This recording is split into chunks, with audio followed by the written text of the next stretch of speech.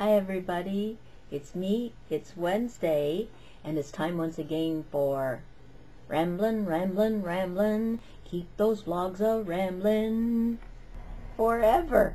But I didn't say ramblin' vlogs a day forever. No, too much to do in this beautiful weather. Alright, now, first of all, I am going to show you a picture of my high school, the way it looked when I first started there in 64 or whatever it was. I can't remember. But this is what it originally looked like, and take notice that there were 3 floors. And take special notice to the first floor of classes on the right-hand side of the cement staircase going up the front of the school.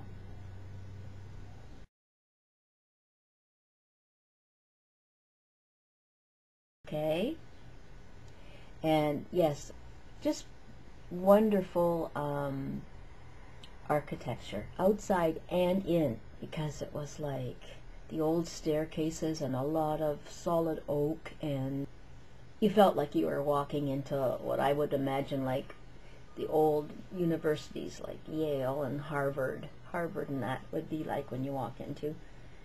And then during I think my grade 11, they changed the whole front, and it now looks like this, but take note at still the 3 floors, and yeah, the first floor.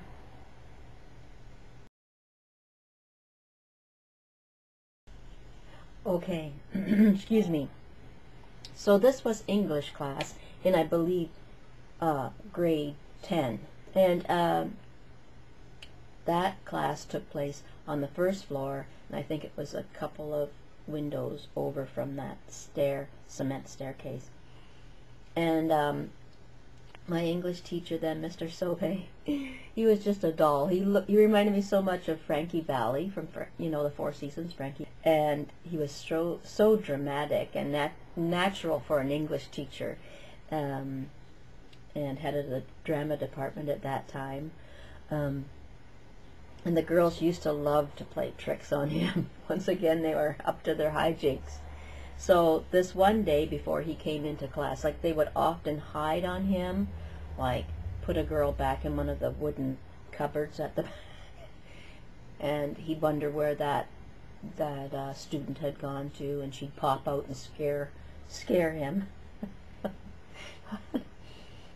Or they'd hide behind the curtains, and all you'd see would be like their little shoes sticking out from underneath, and anything to delay class or disrupt class were the girls. This one day, one of them came up with a great idea that wouldn't it be something if one of us could go out on the window ledge itself, and then they'd pull the curtains and then pull the curtains back, and the person would be standing up against the glass. Yeah. Well, they needed someone small that they could put up there and put out in between, because they were like a crank out window, an old crank out. So you had to crank open the window. And who was the littlest one in class? And I said, oh, well, at first I refused, and then I said, oh, okay. And I had a skirt on. Like, I remember this vividly, what I was wearing, for this one reason. Because the colors back then were like, were like burgundy and gray. You wore that combination, burgundy and gray.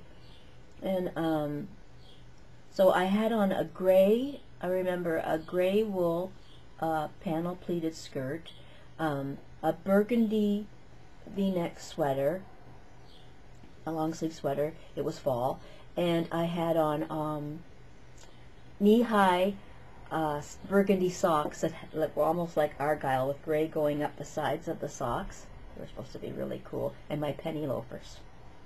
I looked hot. So they boosted me up, and I wedged myself out of the window and onto that ledge that wasn't very wide at all and looked really far down. I think it was probably 6 feet. Would be about 6 feet down to the ground. And there was like hedges all along there too, like spirea bushes or something. So Mr. Sauvé comes into class and settle down, girls, because we're just and they had the curtain closed across so you couldn't see me. And I'm clinging on outside. And so he's going over the attendance and everything, and he goes, "Who's missing?" I could hear him say through the cracked open window, "Who's missing?" Of course, nobody knows anything. And suddenly he goes, "Where is Chris? Miss Chris, where are you?" Nobody said anything. He said, "Come on now, girls, where's Chris? Is she in the washroom, or where is she?" And somebody said, "She's outside, sir." And he said, "What is she doing outside? What do you mean she's outside?" They said, "No, she's outside." Pointed to the window. And he walks over and he rips open the curtain to look outside, and I'm standing right there. Like, he jumped back like, oh. "How in the world did you get out there?" "I don't know." He goes, "Get in here now." And I said, "Well, crank open the window." He goes, "No, jump." I'm like, "What?" And all the girls are going, "No, sir, she can't jump. She's in a skirt and, you know." And I'm looking back behind me thinking, "What? Jump?"